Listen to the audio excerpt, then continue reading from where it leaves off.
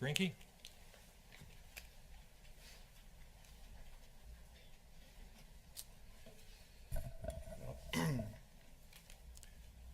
My voice is giving out a little bit, so hopefully we make it through this with plenty of water. As I told you last Tuesday in opening arguments, we're here to seek the truth of what happened to Barbara Kendhammer. And the truth does not support the defendant in any way in this case. I also told you in opening arguments that I have a hard job and I accept that responsibility, but I have a hard job convincing you that somebody that people know and love and care for could do something so heinous. And even though I don't think we have every answer, because one person involved in this has passed away, and the other person has done nothing but throw up smoke screens, we have enough answers to find this defendant guilty beyond a reasonable doubt. I say my job is hard because we want to believe the best in people. We want to believe that our communities are safe. We want to believe that people that we know, that we see, that are just like us, can't do things that are horrible. Because we want to be safe, and we want our family safe, and we want to be able to know and predict who the dangerous people are and who the dangerous people aren't. Unfortunately, we don't all live in a safe world. For the most part, La Crosse is a very safe area, but sometimes bad things happen, and it's our duty to do what we can to hold those people accountable. We think that if people don't have a violent record, or if they don't look scary, or if they're not angry all the time, we must know them. We can predict their behavior. But we also know from our own experiences there are plenty of times when people act out of character, when people surprise us, when we hear somebody's getting a divorce and we think, we just saw them last weekend and everything seemed fine. We find somebody's been cheating. In the news, we find a celebrity or a TV personality or a sports member saying inappropriate things, doing inappropriate things, and we think we know people, and we find out we all have secrets, and things always happen behind closed doors that not everybody knows. But that's not really the question for us today. We have to accept the fact that we are here to do a simple job, but a very important job, and that's to find the truth. The truth of what happened on September 16th. Not to judge the marriage of Todd and Barbara Kendhammer, not to say whether or not he's always been a violent man or always been a bad man. Sometimes people can have two sides of them, and sometimes good people do bad things. Sometimes bad people do nice things. So it's not a case where we have to analyze the entire life of these two people and try to figure out what we can predict. Our job is to look at what happened and find the truth. There's a famous quote from a Sherlock Holmes story that says, when you've eliminated the impossible, whatever remains, however improbable, must be the truth. And even though it might be unlikely to think that somebody could do something like this, when you eliminate everything else, what you're left with is the truth. If you believe that the defendant lied about what happened and did things to cover this up, he's guilty. It's really that simple. If you believe Randy Erler, a man going to work to do some drywall, minding his own business, if you believe that what he saw is what he saw, and what he didn't see, the defendant's guilty because he covered it up. If you believe the defendant put the pipe through the window instead of this mysterious truck, then the defendant's guilty. At the scene that Friday morning on September 16th, almost immediately, the defendant said things that we later found out were not true. He talked about a flatbed truck in detail. He said Barb had to be at work by 8:30. We know that's not true. He said he was driving to Holman to get a truck from a guy named Justin that he works with, and the keys would be in the truck at the end of the driveway. We know that's not true. He said a pipe came off a truck, rolled off from up on high, that the truck was carrying something. We know that's not true. He said he hit the windshield with both fists, more to the left than the right, but hurt his knuckles from hitting the windshield. We know that's not true. If the police had accepted his lies at that moment, if the patrol officers had been working alone and saw an accident and thought his story was weird, but it's an accident, he would have gotten away with it. But the police did their job. They checked it out. They investigated. They investigated his story. They looked at things, and they even looked for things that would help him if they were true. From the beginning, the Sheriff's Department was determined to find the truth. And every step of the way, when they found out something the defendant said was not true, they would go back to him, they would try to corroborate it and find even more things that were not true. And the police did a lot of work in this case. Neighborhood canvases, they used drones, you heard all the search warrants that they did looking for any evidence. They used the FBI, they used the crime lab, you heard they were searching that swamp for any evidence. And all the while they were doing all that work, going outside, going to get surveillance videos, going to the swamp, they're just looking for the truth, whatever the truth might be. They have no vested interest in convicting somebody who's not guilty. They had no personal animosity. They were investigating a case. And it wasn't just the Sheriff's Department. You're from the Dane County Medical Examiner's Office with Dr. McCubbin, the State Patrol, the FBI, all these people trying to figure out what happened to Barbara Kendhammer. His lies continued throughout the case, and his lies continued at trial when he testified and told you things that we found out were not true. The first things after the scene that the police discovered wasn't adding up was the autopsy. A couple days after the incident, thankfully they did an autopsy and didn't just assume it was a traffic accident, and Dr. McCubbin noticed things weren't adding up. The amount of injuries that she received, the location of the injuries and the type of injuries do not line up with a pipe in any way. They do line up with a beating, a fatal beating. She had an abrasion to her left temple. She had a bruise between her eyebrows. She had a bruise on the top of her forehead, the bruise on her right jaw, a bruise below her right earlobe, a bruise to her left cheek, a bruise to the inside of her upper lip with the teeth not hurt, a bruise to her lower lip on the inside but the teeth were not hurt. She had a nose fracture. She had laceration to the left side of the back of her head where there was a skull fracture. She had 2 lacerations to the right side of her back head, a laceration on her forehead, abrasions on the front of her neck that are consistent with fingernails, not a mug, a bruise on the back of her neck, cricoid cartilage fracture inside the neck, abrasion on her left clavicle, a bruise on her right and left clavicle, a bruise on her right lower back, a bruise on her left lower back, a bruise on her upper back, abrasions on her left thumb, a bruise on her left hand, a bruise on her left forearm, bruise on her left upper arm, abrasions on her right hand, 2 abrasions on her right ring finger, an abrasion on the right index finger, a bruise on the back upper arm on the right elbow, bruises on the left mid-lower leg, bruise on the left lower leg, bruise on the back of the left calf, the center of the right thigh, the right groin, 2 bruises above her knee, her right shin, and her right calf. This is a woman that was in a fight.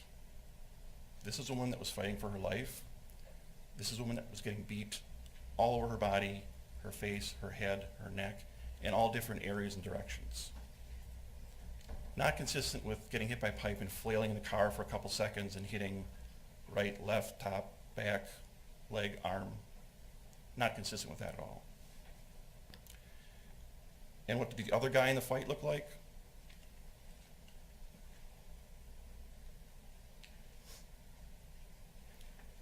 That was the other guy in the fight. Her husband, Todd Kendhammer. With his shirt stretched out, blood on his shirt, sweating, excitable.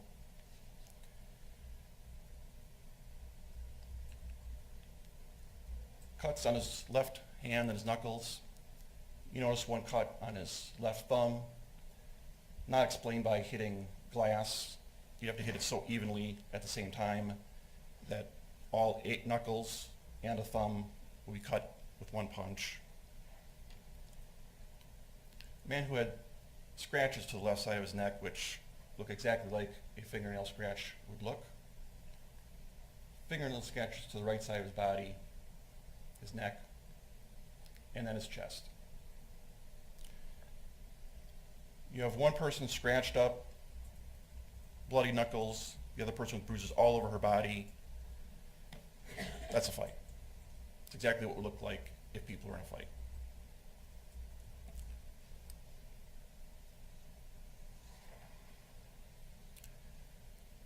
One of the other things that the defendant said right away at that scene when they were asked where he was going was he was going to see Justin Heim in Holman. He's going to get a truck from him, but change his story a lot. Whether he called him, whether he didn't call him, whether it had been a month ago, whether he's looking for it the night before, whether he lives on Scheffelbein Hill, whether it's Long Coulee. The defense would have you believe that that's just a product of being in trauma and not remembering things. That's how people lie when they know the truth isn't going to help him. He's trying to make up a story as he goes. The only person he can think of that lives in that direction is Justin Heim at a time. But he wasn't going to see Justin Heim. So he's trying to explain, well, how are you going to get this truck? And as the officers ask simple questions like, how are you going to get there? How are you going to get the truck? How would you know you're coming? His story has to keep filling in more details, and his lies are exposed rather quickly if you listen to the interviews. When he's confronted about that in the interview, he says, well, it wasn't Justin Heim. I told you I didn't do any work for Justin Heim. It was his friend that was asking for this. The police, doing their job, talked to Justin Heim, who says, I didn't need a windshield. It was a guy named Ben Paff.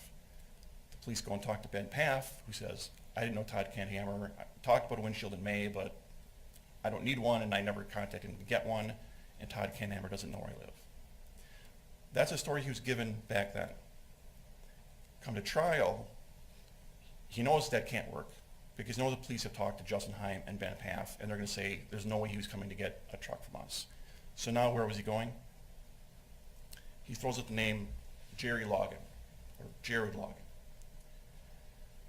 Jared Logan comes in and says, my truck was outside like it always is. I know Todd Kendhammer, but he wasn't coming to get my truck. I was home that day. He'd already driven past Logging's house at the time this incident happened, and he didn't need a windshield. His windshield had a problem that was fixed in 2014. This lie tells you that he wasn't going in that direction to do anything other than try to find a way to hide what he'd done to Barbara Kendhammer. He gave a story for 3.5 hours that was lie after lie, and the police were telling him they knew he was lying, and he still stuck to it. He didn't say, I'm tired, I really can't think right now. He didn't say, I'm overwhelmed, I really don't remember what happened. He got adamant that he was 100% in the story, that he wasn't going to snap, whatever that means. The investigator said, we don't want you to snap, we want the truth. And they gave him options. Do you black out? Were you drinking? Do you use drugs? There's some way we can find the truth. And it's all the investigators wanted. Tell us the truth. And he kept saying, I didn't do anything wrong. In that interview, he again described this flatbed in detail. Darker, 2000 area, dark green. Wasn't pulling a trailer. He had something in there because it came off the top. It was higher up where it comes off the truck. The truck wasn't that tall, just the truck itself. It wasn't down here when I first seen it. It was up. It's not like it came off and bounced off the side of the truck. It came off the top of the truck. He also said that no one would come help him, which we know is now a lie. The police are asking him how you got her out of the vehicle, because they're trying to explain these injuries. They're trying to understand, did something happen he's not telling us? Was somebody else there? Did something happen between them? What happened? Was it an accident? Was it a fight that went too far? Tell us the truth. So in asking how he got out of the vehicle, his response was, I've never, ever in 28 years, never touched her or grabbed her or raised my voice with her. That came out of nowhere.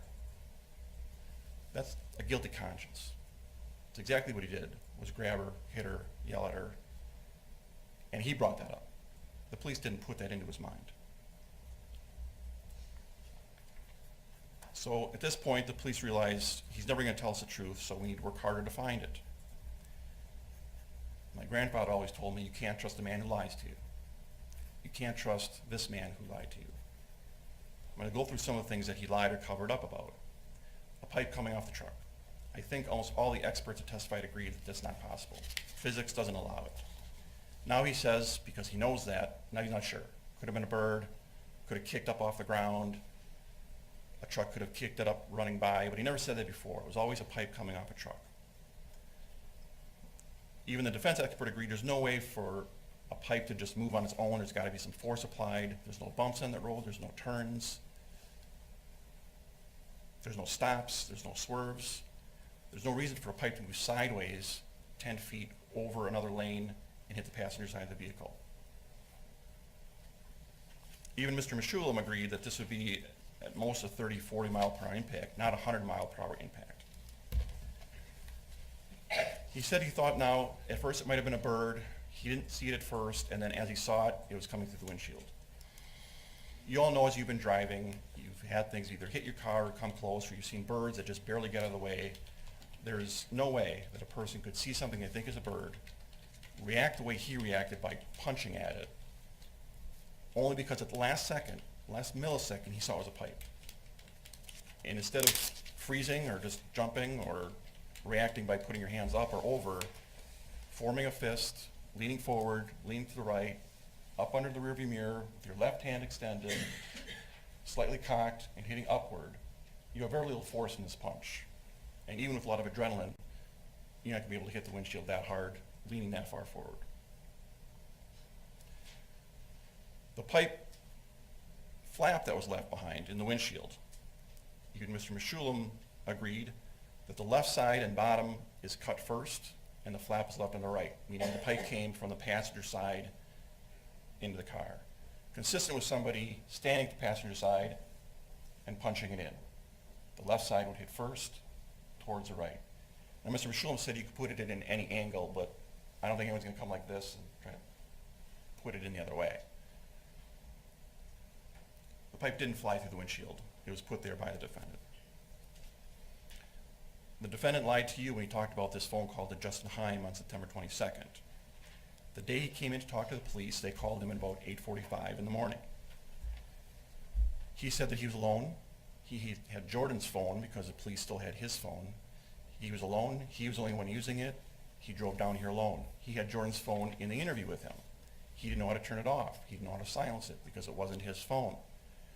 Jordan's phone called Justin Heim that morning between the time of 8:45, where the defendant gets a call, and the time he gets to the sheriff's department and starts the interview, which was 9:10.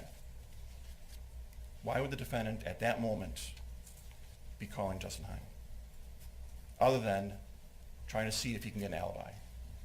See if Justin, his friend from work, will back him up. See if he'll confirm that, in fact, he had a windshield that needed doing. We also know it's a lie because Justin called him back. Thought it was Jordan. Left a message, said, hey, I was at work. If you need something, let me know. It's probably one of the rings that we saw while we were watching that video. The defendant didn't call him back. Didn't call him back and say, sorry, I dialed you by accident. Didn't call him back and say, this is what I was calling about. I just talked to the sheriff's department. They're telling me that you didn't need a windshield. I thought I was going to your house that day or your friend's house that day. Can you help me remember? Can you help me figure it out? He doesn't call back to do that because he knows he's guilty. He knows that that lie's not going to work. The 8:30 work time. Barbara's work records show she always worked at 8. That's September, every day, 8 o'clock, every day. Very punctual, very good worker. There's no way that on that Friday she would just think she had to work at 8:30 instead of 8. She knew what time she had to work at. She gets a call from work at 8:02, meaning they expected her there at 8. And the defendant said on the stand he has no explanation for that because it's a lie. Because something was going wrong that kept her from calling into work or going to work at 8 like normal. And it was a defendant who was beating her at that time. He lied to the police about that. He knew he had to say 8:30 because at 8 he's already out on this road. He was hoping they wouldn't check it out. And if they hadn't, he'd probably believe he knows what time his wife would work at, but he had no way to explain that. This flatbed truck, he didn't just say it looked like a truck, I'm not sure anything else about it, it was too fast. He adds details to the story. 3/4 ton, makeshift steel flatbed on it, 18-inch to 2-foot high metal sides, 2000 model, dark in color. Now it's not seen on surveillance video anywhere. I understand, could have pulled into a driveway, There are some other roads, but most people coming down Highway M towards West Salem are going to West Salem. And the police looked, and that would have helped their story. They weren't just collecting evidence to say he's guilty. If they had found that truck, that would have helped him. They didn't see it at Quick Trip. They don't see it at the intersection of Highway 16 and M. The Wild Winds Ranch is the best we have. We can't improve it anymore. We can't find any video that we don't have, but we did find that. And Captain Zimmerman explained what he saw on that. We believe the Kendhammer vehicle goes by at about 7:57. It's confirmed by the Google dashboard data that we got later on, and it makes sense with the timeline of being on Bergen Coulee at about 8. If that's a Kendhammer vehicle, the truck going south that the defense says you really can't make what it is only 10 seconds later. So that couldn't be the truck that was passing that dropped a pipe, because that would mean he was driving with a pipe in the car for another mile to get up to Bergen Coulee. So that truck really doesn't matter. About a minute or two later, there's a van and a car that drives south, but it's definitely not a truck.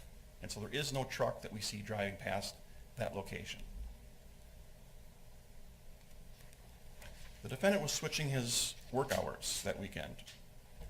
He gave 2 reasons, one on direct exam and added another one on cross. He was helping out a friend, and also he was having a problem with a guy at work. What's amazing that this tight-knit family that talked all the time, that talked about everything, that was on the same page and everything, nobody else knew the defendant was switching work that night. He says Barb knew. Michael Service that morning still thought Todd would be working that Friday during the day. He didn't know that he was switching to nights. Jordan thought he had the weekend off of vacation, didn't know he was switching nights. Dave Adams thought he had the weekend off, didn't know he'd be working nights. Jessica didn't know that they were switching. So how is it possible? This is a big switch. This isn't just going to work one day. This is a 12-hour shift. Your whole life is going to change. Your sleep patterns, when you're available for people, what you're going to be doing during your non-work hours, it's going to change. It's a big deal. And he didn't tell anybody. And if he told Barb she didn't tell anybody, what's going on at work? Well, your dad's going to have to switch shifts. He's going to be working nights now again. Nobody knew that. I don't think Barb knew that. If she knew it, other people would have known it. If they really talked as much as they said, constantly, every day, that seems to be a problem in this family. Todd had already lost a couple of jobs. He got fired at A1. He couldn't work at Glass Service Center because he couldn't get along with the bosses. He went into business with a partner for himself. That didn't work out. And now again, he's getting disciplined at work for calling in sick too much. He's about to. And he's got to switch shifts because he didn't get along with somebody. Is Barb mad that once again, we're supposed to be camping? I don't want you working nights and weekends, and now you tell me you're not going to be camping this weekend, you're working 12-hour shifts? He said that he was driving around Thursday night looking for this house. Now he says he wasn't or doesn't remember. He says he started CPR right away. His story is that after backing into that ditch, the first thing he needed was to get out of the car. That would not be the first thing that we need to do. You need to first look at her and find out where she's injured. Is she bleeding from the head, the chest, the neck? He always says he doesn't remember. I think that would be burned into your mind. He forgets a lot of things that happened that day that I think most people would say would be burned in their memory forever. Where the pipe hit her, where she was injured, what was going on, how he got in the ditch, all that is just very vague because he's lying. So instead of checking her, even feeling for a pulse, seeing where she's injured, stopping the bleeding, calling 911, he just gets out of the car, runs around the back of the car, he says, and has to yank her out so fast. He says he did CPR right away, but he waited somewhere between 3 and 5 minutes to call 911. And it's a long time. To sit quietly and think about what you can do in 3 minutes is a long time. That's a boxing round. How many punches can be thrown in 3 minutes? A lot. How much damage can be done in 3 minutes? A lot. How much time goes by in 3 minutes as you're trying to do CPR and not calling 911? He wasn't doing CPR. He calls 911, says he's going to do CPR. He realizes the blood that he's caused, it's by his back tire, is there. He's got to move her. She's on a flat surface there. Her chest is flat. Just do the compressions. You don't have to turn 180 degrees around and now put her up a hill on an incline where it's really hard to do CPR. And when Brandon Hauser arrives, It's not in a good location for CPR, and the defendant's at her feet. So he stopped doing compressions for some reason.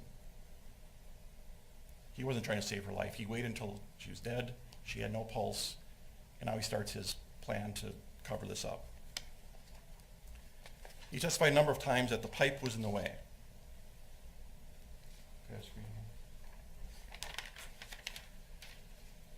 He said the door kept closing on me and the pipe was in the way. You can see from this picture, the door stays open on its own. And if you're standing there on that bank with your back to the door, it would stay open. Just lean against it, it's open, no problem.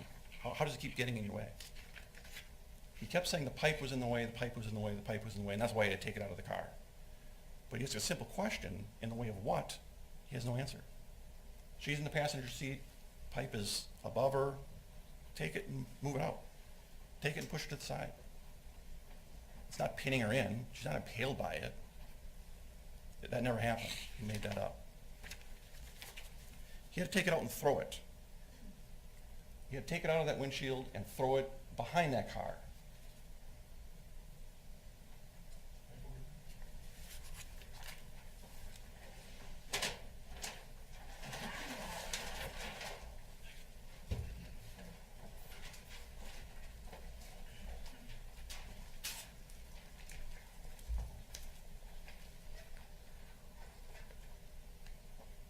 There's two things about this pipe that aren't disputed.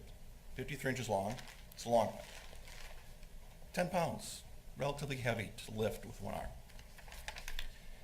Mr. Meshulam said that in order to accomplish this bulge and fulcrum crack that he talks about, you have to take the pipe straight out and only at the last second bend it to cause that bulge. This pipe is in the windshield, say halfway. You could just reach in the car and push it out, but he didn't do that. He says he took it, say by the middle, standing between the door and the car, and drew it out straight. Your arm's not long enough, and it's heavy. And at the last second, then turn it. If it's in further, maybe more where the back seat would be, impossible to pull it out with your arm without bending it right away. If it's only in a little bit, it's heavy for one, and also it's not in the way. Even with Mr. Meshulam's testimony, I think there's a way to pull that pipe straight out of the car with one hand, and then if you did, you get it out far enough, you just let it drop. You don't throw it back behind the car. Compared to standing next to the car, taking the pipe, hitting it once, as Mr. Bates said, you can hit a windshield once and not break it. Hitting it again harder, the dirt's deposited from the pipe on the seat that's empty because Barb's outside the car. Taking it out and then throwing it. Because you're not thinking straight exactly what it should look like when there's a pipe coming through the windshield. Much more reasonable than Mr. Meshulam's theory of pulling a 53-inch pipe straight out of a windshield. He said he was yelling for help and nobody would come and stop him. Randy Erler drove by and heard nothing. Randy Erler is one of those people that testified in this case that has absolutely no reason to lie, didn't volunteer to be here, doesn't do this for a living. He's a drywaller going to a job, and he says he went by between, say, 8:01 and 8:03 because he got to his job site at 8:02 to 8:04, and he sees a car in a ditch but no people around. He doesn't stop, which I don't think is that uncommon. How many of us drive by and see a car in a ditch, and if you see no people, we keep on going. We live in a little bit of a selfish society, but if you saw people, you might stop. So Randy, making that turn, had plenty of time to see that car from the side, see the windshield from the side to see if it's bulging out or broken, saw the driver's side window down, saw the passenger door open, saw through the windshield, and didn't see anybody, and didn't hear anybody. All the defendant had to do was yell for help or move a little bit. The defendant said the scratches in his neck were from working with glass. We know that's a lie. He doesn't work with glass. This slide shows a couple of things. The dirt on the seat that I contend would come from the pipe coming through the windshield when Barb was not there, depositing glass and dirt on the seat. If you would drag somebody out of that seat, that dirt would be wiped away or at least disturbed. It looks like it's freshly deposited. It also shows you how far back that seat is from the dash. Barb not a large woman, sitting in that seat, bending over at the waist, would not hit her chin or mouth on the dash. She might miss it entirely, or maybe the forehead, but the idea that she was trapped between the dash and the cup and her head does not make sense. There was no glass or dirt in the map pocket, and you can see at the bottom of that screen how much dirt and glass there was deposited, and there's not a speck in that map pocket. That door was open when that pipe came through that windshield. Now, I told you in opening statement that we would not present to you a motive because we cannot read the defendant's mind. We can't get inside what was happening that day. And when I heard everybody talking about the perfect marriage, every marriage has its ups and downs, and everybody has secrets. Some more disturbing than others, but everybody's got things they don't tell other people. Kids don't tell their parents everything, parents don't tell their kids everything. That's pretty normal. And how many times has it happened when somebody tells you something that is surprising? We're getting a divorce. I didn't know there was a problem going on. Sometimes you do, but many times you don't. People are breaking up. People have been cheating on each other. People are sick. I just saw them last week. They seemed happy. What's going on? That's pretty common. I also think the fact that everybody puts so much pressure on Barb to have this perfect marriage, it becomes a little harder to tell people it's not perfect. When people put you up on a pedestal and talk about how, oh, he takes care of you, he holds your hand, he's always calling you, he's always texting you, he must really care about you, it's a little harder to give people some bad news and say, maybe it's not all so rosy. When you look at the phone records that we were shown by the defense and the text messages, we only saw a little bit, but there's a lot going in one direction. He would drop her off at work. He would call her at the first break. One of the texts said, call me when you get done with work. He would call her after work. He would come home from deer camp to be with her. At some point, the woman doesn't have a choice but to say she's in a happy relationship because he's always on her, always contacting her, always with her, and doesn't give her a breath. There were texts about a check. We don't know what it's about, but there was something about my check is whatever amount, no worries. There was a text about an unpaid bill from January showing up in September. There were unpaid bills in the car. There were some things going on in that marriage. And again, we do not present motive. This fight could have been about anything, but it was a fight. And that's why it's not an element of the crime, because it's hard to get inside somebody's mind. We have to prove it was intentional, not premeditated. The law doesn't require that there has to be planning, premeditation, forethought. It does not require that the intent existed for any length of time. It doesn't mean it was thought about, considered, brooded over. It could have been just for a minute. At the moment he was doing this, he was intending her to die. We know that because of his acts before the murder, during the murder, and after the murder. He took her to a place that wasn't where she was supposed to go. He wasn't taking her to work.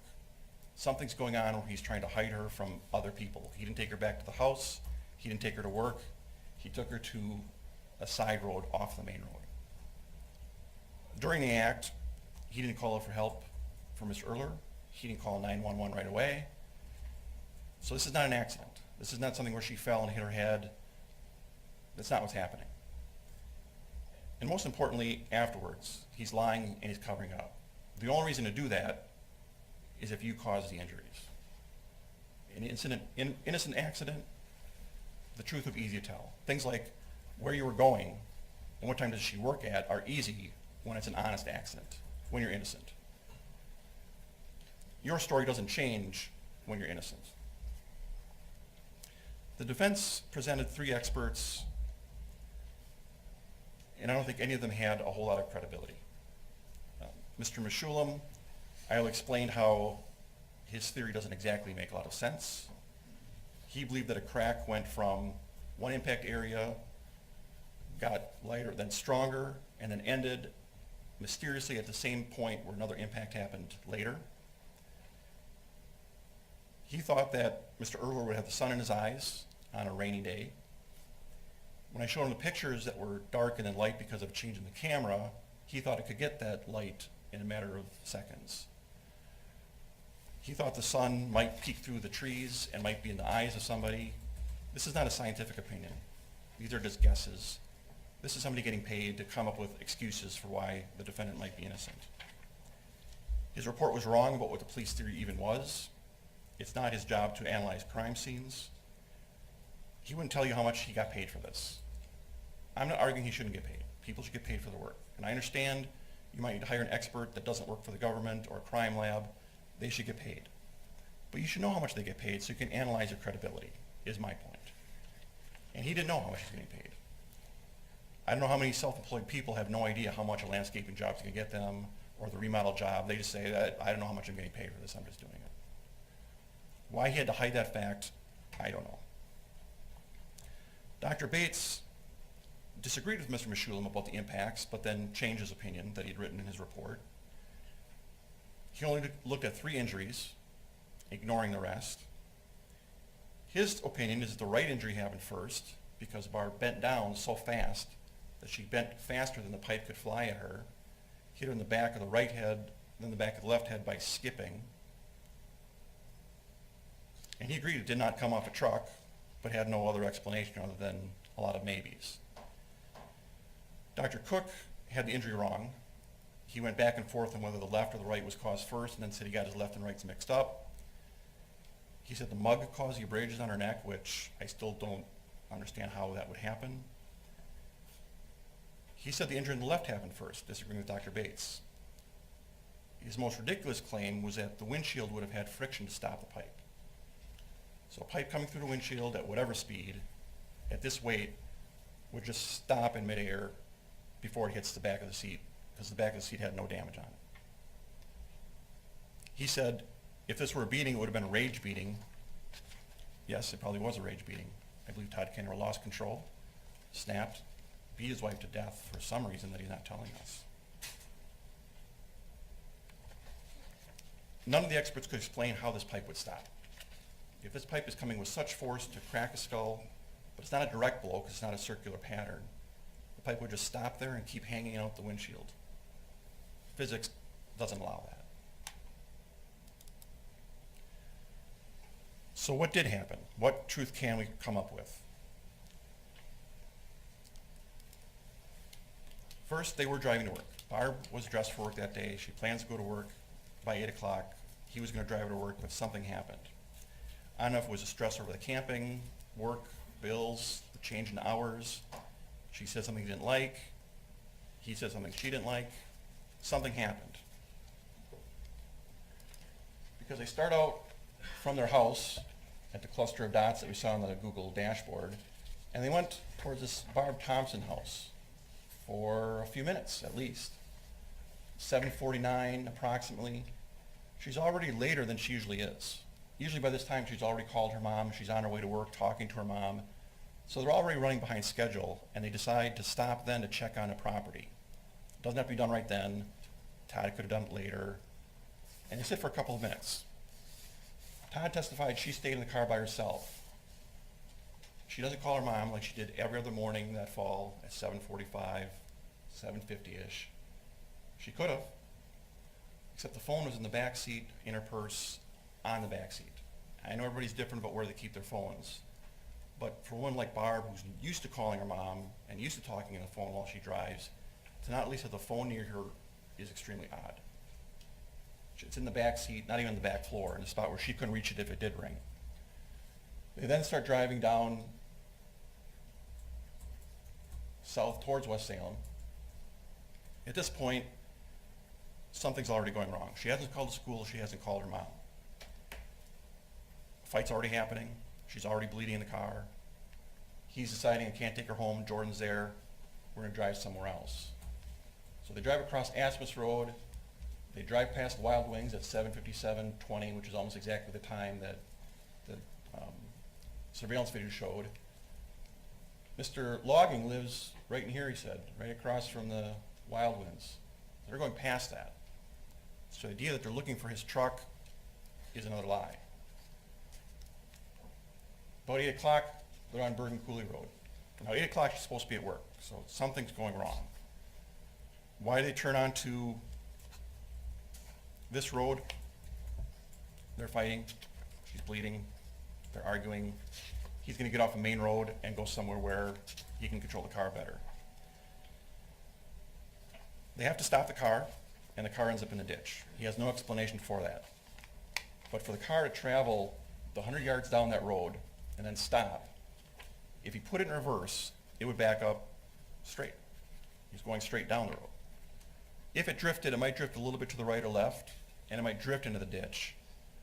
But to get that sharp of a turn in the ditch, somebody grabbed the wheel. Someone had to turn the wheel hard to the right to get it there. The mirror is, I think, dislodged because there's a fingerprint on it as if somebody had straightened it out again. The sunglasses are knocked out of the top onto the floor. There's a struggle going on inside that car. And we know she's bleeding in the car. And because the glass is spread out over the seat, we know the glass didn't come in while she was sitting there, because just like the blood, it wouldn't be on that seat. She's not flailing because there is no blood spatter on the window where her head would have been close to. There's no glass in the map pocket. There is blood on the floor, a large pool of blood. There is blood in the console, again, a drip pattern, a number of drips that are happening. And the seatbelt is also saturated. Now that's 3 locations with a fair amount of blood, and Mr. Kendhammer wants you to believe that that happened in the couple of seconds that it took for him to turn right and end up in the ditch. At some point she's over the floor, maybe trying to keep the seat clean, bleeding out of her nose, the broken nose onto the floor. At another point, she's leaning over the console, again dropping blood onto that envelope. At another point, she must be leaning back because the seatbelt is saturated in blood. That much blood is not going to happen in the few seconds in those 3 positions from M to Bergen Cooley. There's no blood on the back of the headrest, which the most serious injuries are the back of the head. There's no blood on the headrest or the back of that seat. The only thing that might have come from what they call flailing or cast off was on the console, a few drops on the inside of that. Everything else, Mr. Salke testified, is consistent with impact. Little drops come out when you have a bloody nose or a bloody face, somebody hits you, spreads out droplets of blood on the inside of the windshield. The direction the force came from is where that blood would go. In other words, they're facing each other. He's hitting her with his left hand, she's fighting him, scratching his neck. Blood is being impacted against the inside of the windshield, the console, the radio, not from the right side. That's not where the force is coming from, and that's not where the blood is going. The dash did not have any damage to it, did not have a lot of blood on it, and again, someone sitting in the front passenger seat bending over, I don't believe would impact the dash. There's some scuff marks on the outside of the door, as if the door was closed at one point and she's held on the ground or her shoes are kicking at that door. One shoe is found inside the car, the other shoe is found far away. Her shoes are getting kicked off outside the car is all I can think of. There's no other reason for one shoe to be outside the car and the other shoe to be inside the car, where Mr. Kendhammer might have put it after the struggle. There's still some blood drops on the back rear tire. And you remember all the testimony about what happened to this car? It was towed in wet roads to a facility and then taken down to the crime lab. And there was still blood on the tire, even though that tire would have been spinning on wet roads. And there's still blood there. There was blood on the outside of the windshield, even though it was raining out, and again, it was taken to the elements. Where there was no blood, the ends of the pipe. The one piece of evidence that was actually protected by Captain Zimmerman with the tarp and taken inside, not towed anywhere, not on the elements. The pipe that had supposedly the most contact with her because it hit her and she was flailing around while it's in her, had no blood on the ends of it. The pipe never touched her. The pipe never went in her. There's blood where things are in the elements and are being moved, and there's not blood on the one thing where there should be blood, if you believe Mr. Kendhammer's story. He doesn't remember if he went in the trunk. There'd be no reason for him to open that trunk if his wife is needing CPR on the ground. But there's a piece of grass in the trunk. We know it was open there. There's a little bit of dirt on one end of the trunk. The FBI could not make any conclusions, which isn't surprising given how little there is. but it's worth a shot. The police tried. The rest of the trunk is clean. There's some scraping on the end of the trunk, consistent with the end of this pipe that has dirt on the outside of it. The pipe came from the trunk. There's DNA of Barb on both ends of the pipe. This is her trunk. This car she drives, her stuff is in there. Her DNA is all over that pipe. It should only be on one end. If the defendant's statements were true. So now, outside that car, she's already beaten, she's already been bleeding inside the car. Mr. Erler drives by. He doesn't see anybody or hear anybody. Todd's on top of her trying to keep her quiet. A hand over the mouth would cause the bruises on the inside being pressed against her teeth. It didn't come from a pipe, it didn't come from something hitting her. There's no lacerations or bruises on the outside of her lips, just the inside. Her cricoid cartilage is fractured from someone on her neck, holding her down, crushing it, smothering her. The marks on her neck from fingernail scratches of herself, trying to get him off of her, trying to claw at him. Her right hand has his DNA on her fingernails, not the left hand. You heard a lot of testimony about people holding hands in the hospital, but only the right hand had Mr. Kendhammer's DNA on the nails. There was also blood on the nails. This was a fight. Barb was not a woman that would walk around after breaking a nail at work and just leave it that way. It was broken during this struggle.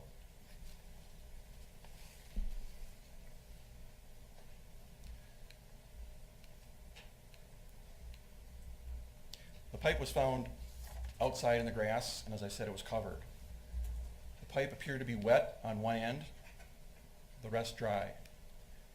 This was not a pipe laying out in the elements. It'd be wet all over. It was not a pipe that was on the back of someone's truck out in the elements. The whole thing would be wet. It was inside somewhere. One end was in the ground somewhere because it's wet and dirt is packed into it, but the rest was dry, laid in a trunk. Leave some dirt in the trunk. Leave some dirt on the scraping of the trunk. Goes through the windshield, deposits some dirt, gets thrown there, and that's why we don't find any blood on it. And that's why it's not wet. It wasn't out in the elements, laying on the road.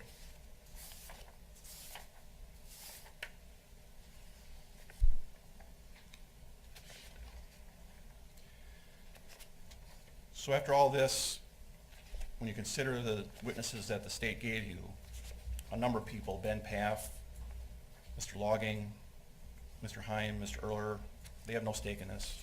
They have no reason to lie to you. There's no reason not to believe them. There's no reason to speculate to think maybe the sun was in somebody's eyes. There's no reason to think that they might be wrong about their testimony. The other people the state presented were professionals, law enforcement or crime lab. Can they make mistakes? They can make mistakes, sure. Can they all make the same mistakes, independent of each other? Not likely. The defense presented either friends and family of the defendant who don't want to believe the truth. It would be scary, it would be traumatic. I understand that. I can sympathize with that.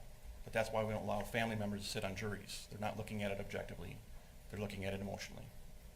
Our job is to look at it objectively and find the truth. They don't want to know the truth, that's why they didn't ask him. Where were you going? Why wasn't mom at work? They don't want to know the answers. And I understand that. The other witnesses the defense called were the expert witnesses that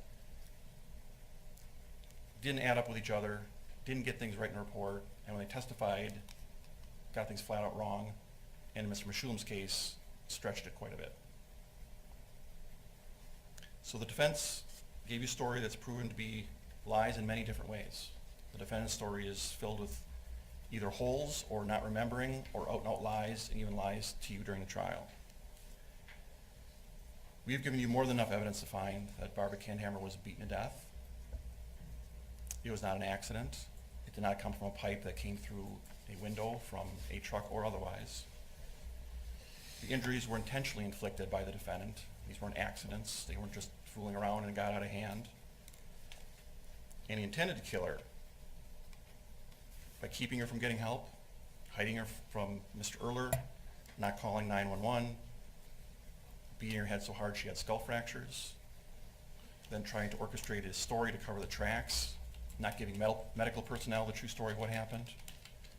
That all indicates His intent was that she die. Does that mean he never loved her? No. Does that mean he's scared of what he did? No. In many domestic violence situations, there's an incident and there's an apology.